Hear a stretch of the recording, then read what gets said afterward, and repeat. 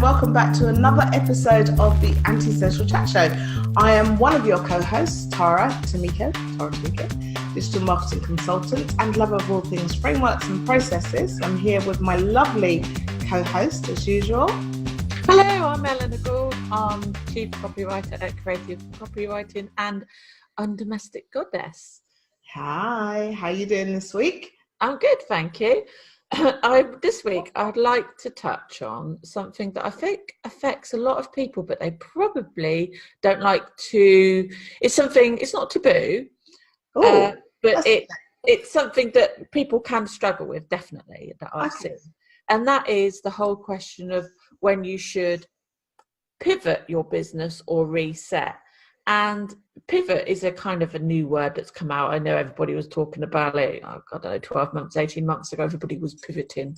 And what that means is just like a ballet dancer, when they pivot, you're moving your business in a different direction. But I prefer the word reset because that's what you're kind of doing. You're kind of resetting your business.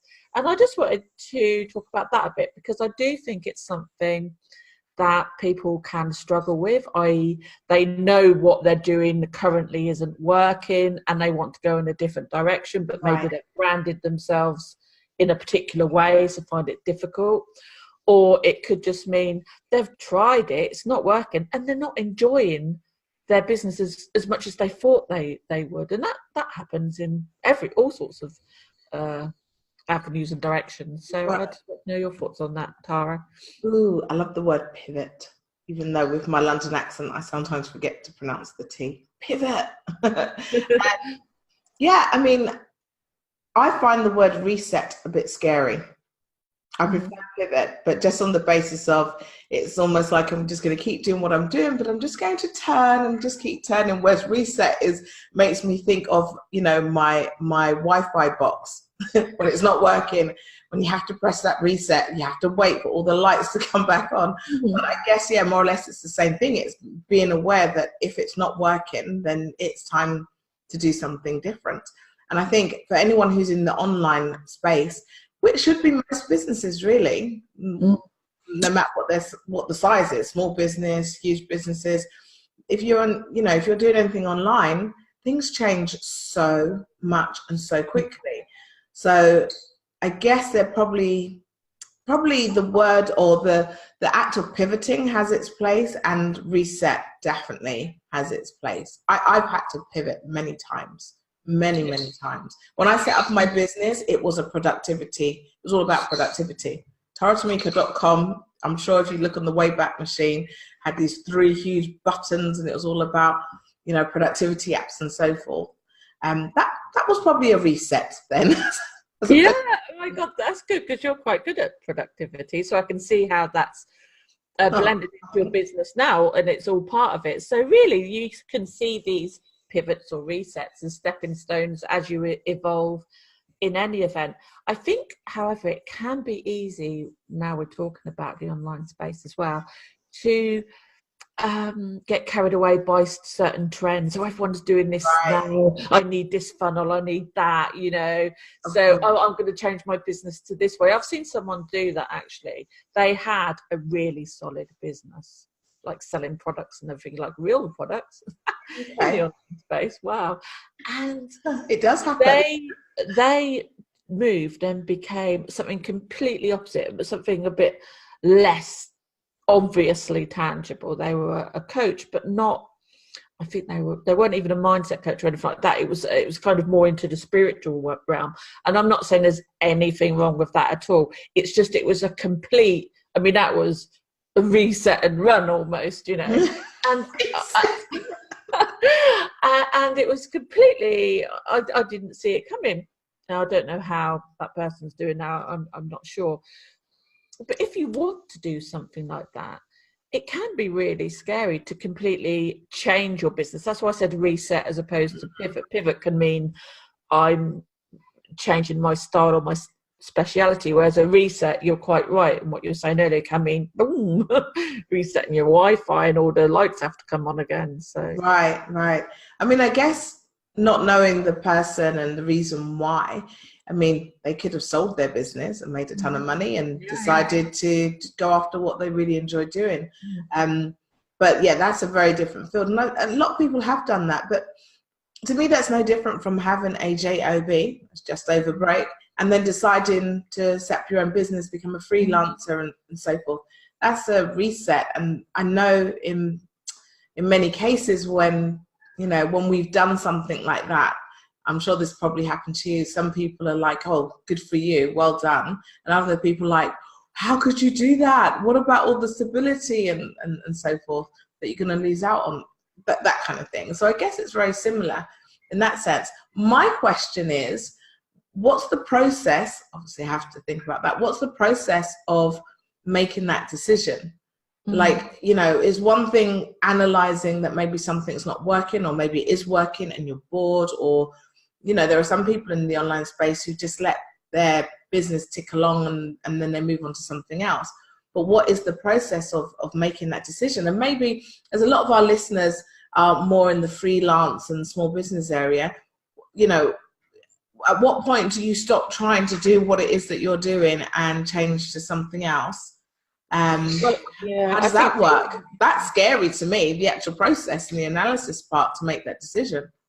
Well, I think like anything, you'd have to test it. Like having an idea, I want to do this, and actually put it into practice are two different things. But I think one way you could do this, and I would recommend, is to test it by having, for example, some niche sales funnels, for want of a better word. So, for example, if you want to specialize in something else, you could set up a sales funnel and test it. So have like a lead magnet that drives people in that particular space, and then have another one, then another one, because that's what I do in some ways, because I have like 3 lead magnets active at the moment, and that's because people are coming to me for different things, and I can therefore, instead of just being a copywriter or an email specialist or a course creator, I can be all of those things, but I'm just getting my leads from different options. And that's a really good way to test it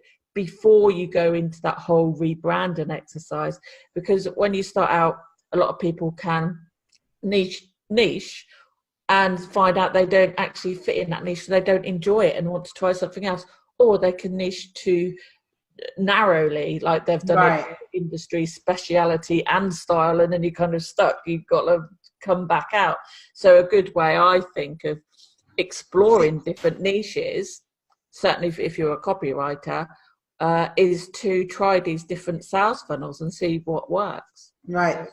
See, I would actually add to that, because the work that I do with my clients is working them through doing the parts that nobody really likes doing, which is doing the market research. And market research, not old style, traditional, pre-internet days, but using things like Google Trends to find out, and that's just one of the tools, to find out, what's the search volume on what you want to do. Because it's all very well having a lead magnet and setting all of that up.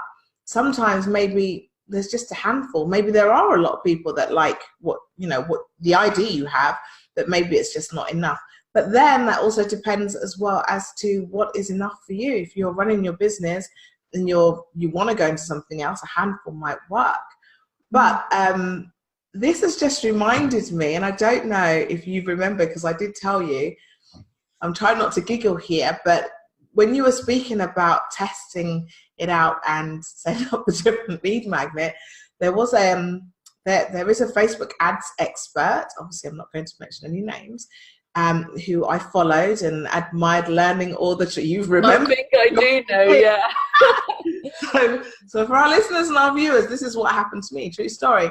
So I'd been following this person for all the Facebook ads and tricks and tips and so forth, and I was in the funnel, I was getting the emails, and then one day from this same person whose email I will always open, it was all about, I'm going into a new market and I just wondered if you'd be interested, paraphrasing here, to buy some sex toys.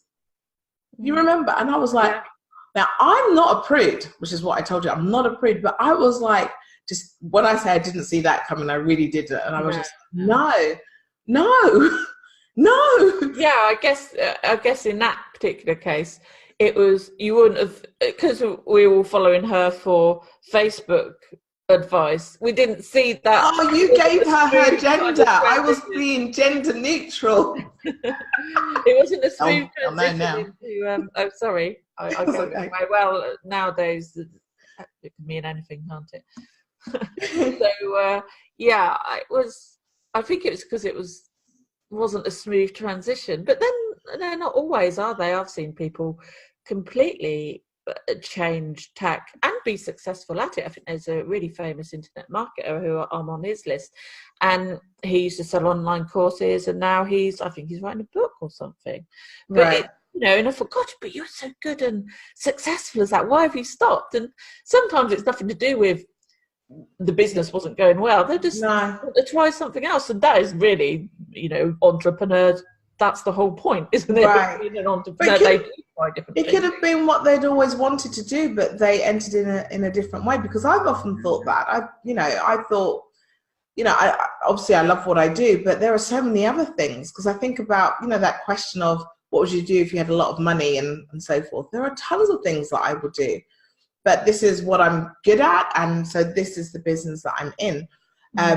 But I guess in this case, what she was probably doing was testing the market. She has a huge mailing list, and that's what she probably said. Me just unsubscribing immediately was her telling her that was her testing the market, and I'm sure she's probably done quite well in that respect. But I guess there is no other way of doing it, and I should imagine that given the nature of what she was selling, she couldn't jump onto Facebook and start talking about it, because that would be against the rules and regulations of Facebook. So she found a way through email, which just goes to prove email is alive and kicking. Social media is not getting rid of it. Sorry, as an aside, I'd just like to know how her Facebook ads went, because Facebook changed the subject, but now they don't let you. No, they don't. Nowadays. And that's probably why she went down the email route. Yeah. Sure. But I know the dating, those dating consultants and so forth, they have to find ways round. There are always ways round of how you advertise. But yeah, so I guess it's a clear example of how you can, as you had mentioned, how you can test the market. Yeah, I'd be interested to know if any of our listeners have actually done that, completely transitioned, reset, pivoted, whatever you like to call it, into something else, how they managed it and what experiences they had, because it's a really interesting subject. And I think it's, then there could be people, our listeners, some of you might be sitting there now thinking, I really want to change my business, but I don't know how best to go about that. I want to explore different avenues.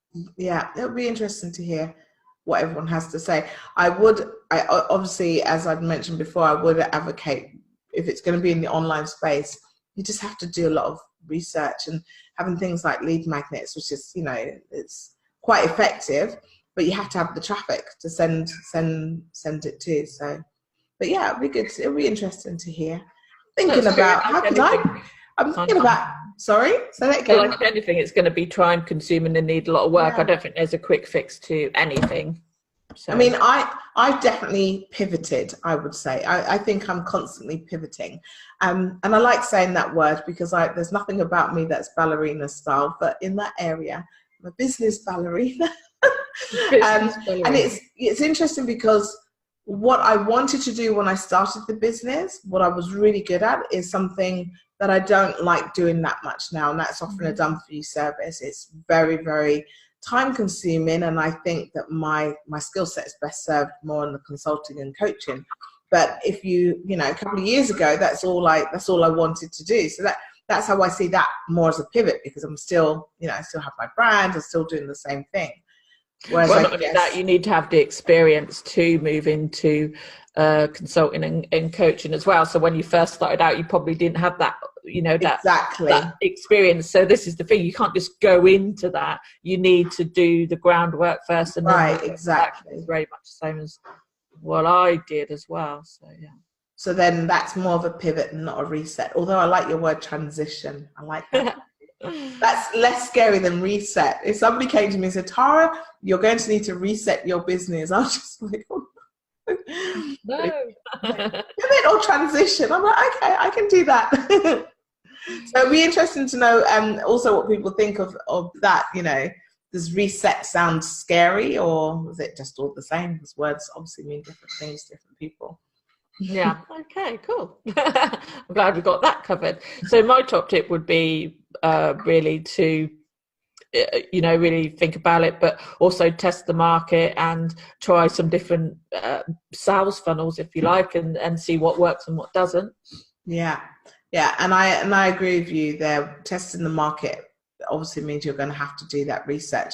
And if you've already got, you know, your business up and running, you've already got the tools to do that. It's not as if you're starting from the beginning again. So yeah. Be brave, be bold. What's the worst that can happen? So cool. Anything else, Eleanor? No, that's enough for me for this week. The only news I have is, of course, my Utterly Compelling Academy. If anybody is looking for courses to help boost their business, go take a look, and we'll leave the links below. Yeah, sure. And just want to say that we are now on iTunes. So don't know where it is that you listen to us from. If you want to leave us a comment, let us know. That would be interesting as well. But for those who don't know, this is not just a podcast. We also record this as a video where you can always see. I mean, where do we live? I think we have a playlist on my YouTube channel, on Facebook page, yours as well, right, Eleanor? I don't have one on the Facebook page. They can all go to your Facebook page, but I have a YouTube channel too where I'm currently uploading everything. Oh, cool. So my YouTube channel. So you can also watch us as well as listen to us. Yeah. All right. So we will see you all on the next episode of the Anti-Social Chat Show. That's a copy for me. Bye. Bye. Say that fast.